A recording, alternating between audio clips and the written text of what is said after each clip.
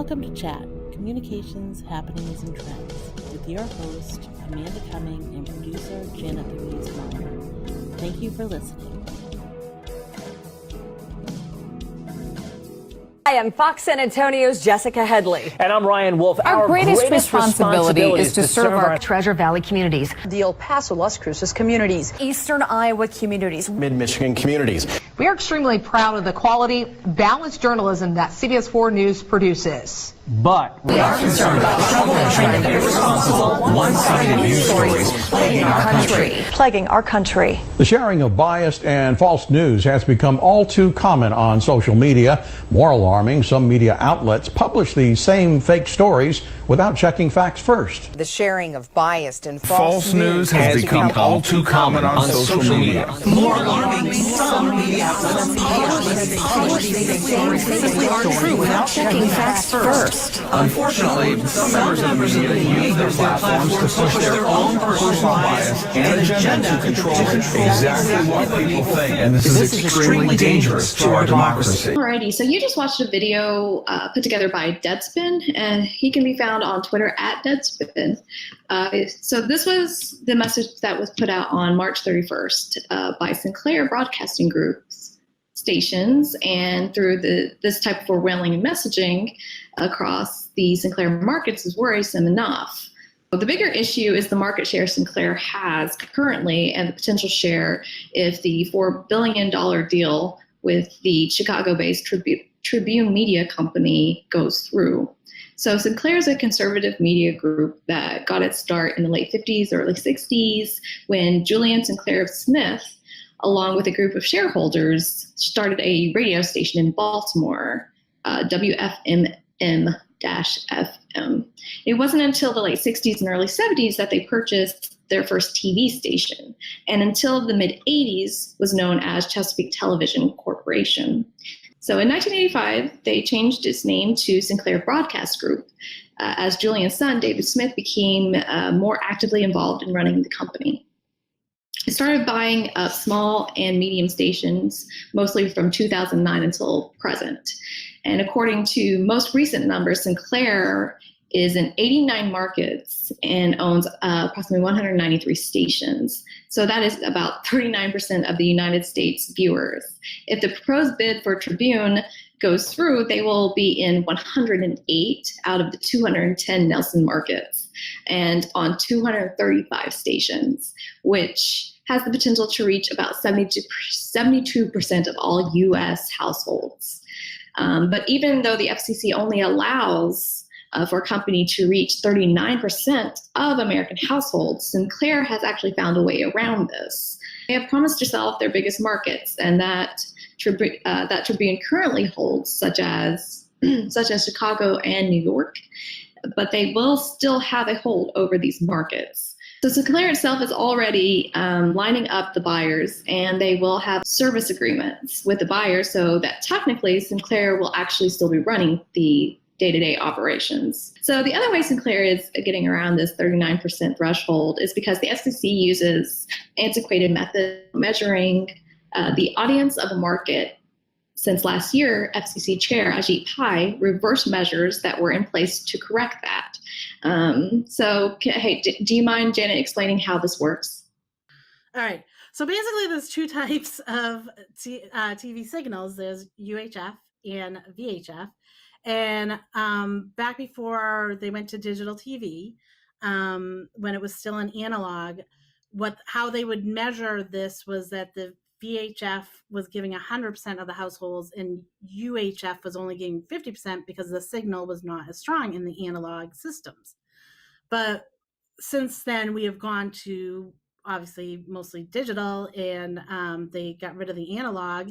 So back in 2016, Tom Wheeler, who is the FCC, he was the FCC chairman at the time, he made this ruling that they would actually get rid of that 50%, and they would measure UHF as 100%. Because they found out that in the digital world, the UHF was actually reaching all the households. That's what I read And so now what Ajit Pai came in and said a year ago, he came on and he did something on a blog, and he said he was saying like this isn't fair, and it's not right, so we need to roll that back. We need to roll that ruling back to the 50% for the UHF. And in doing so, now the stations were able to now like if they were at 39%, then they dropped down to say 22%. So now they could buy more local stations, because now the they were using the measure of 50% again. So there's actually his statement from his blog was, in my view, the FCC is likely to lose that litigation because it went about eliminating the UHF discount in the wrong way. So I'm proposing that we hit the reset button, returning the rule to the way it was up until last fall. And then we'll launch a comprehensive review of the national ownership cap, including the UHF discount later this year. But now, so now the companies are buying in, and the thought is that Ajit Pai is not gonna like reverse that. I mean, he's going to keep it so that these companies can, buy more of these small stations. So isn't there some legal action going against Ajit Pai right now concerning the Sinclair broadcasting stuff? Do you know anything about that, or have you read anything about that? I didn't read a lot on it, but yeah, no, they're trying to bring up I don't think just for this. I mean, there's a lot of different cases that people are bringing up with the net neutrality and this on with him rolling back all these rules, right? So that they